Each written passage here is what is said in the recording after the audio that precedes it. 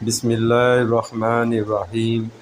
شروع کرتا ہوں اللہ کے نام سے جو بڑا مہربان نہایت رحم والا ہے۔ یقیناً جو لوگ ایمان لائے اور جو یہودی ہوئے اور عیسائی اور صابی، جو کوئی اللہ تعالیٰ اور آخرت کے دن پر ایمان لایا اور اس نے نیک کام کیے، ان کا اجر ان کے رب کے پاس ہے، اور ان کے لیے نہ کوئی خوف ہوگا اور نہ وہ غمگین ہوں گے۔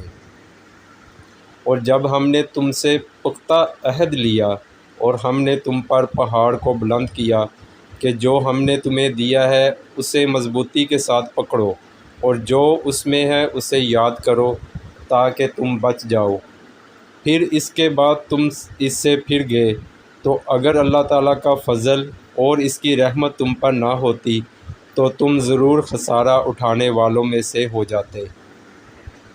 اور بلا شبہ تم جان چکے ہو کہ تم میں سے جو لوگ ہفتے کے دن میں حد سے گزر گئے تو ہم نے انہیں کہا کہ تم ذلیل ہونے والے بندر بن جاؤ، تو ہم نے اس کو اس دور کے لوگوں اور بعد میں آنے والوں کے لیے عبرت اور اللہ تعالیٰ سے ڈرنے والوں کے لیے نصیحت بنا دیا۔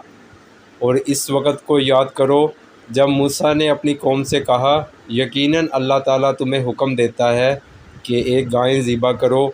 انہوں نے کہا، کیا تم ہمارا مذاق بناتے ہو؟ موسیٰ نے کہا، میں اللہ تعالیٰ کی پناہ مانگتا ہوں کہ میں جاہلوں میں سے ہو جاؤں۔ انہوں نے کہا، ہمارے لیے اپنے رب سے دعا کرو کہ وہ ہم پر واضح کر دے کہ وہ کیسی ہو۔ موسیٰ نے کہا، بے شک اللہ تعالیٰ فرماتا ہے کہ یقیناً وہ گائے نہ بوڑھی ہو اور نہ بچھیا، بلکہ اس کے درمیان جوان عمر کی ہو، لہٰذا تم کرو جو تمہیں حکم دیا جاتا ہے۔ انہوں نے کہا، ہمارے لیے اپنے رب سے دعا کرو کہ وہ ہمارے لیے واضح کر دے کہ اس کا رنگ کیسا ہو۔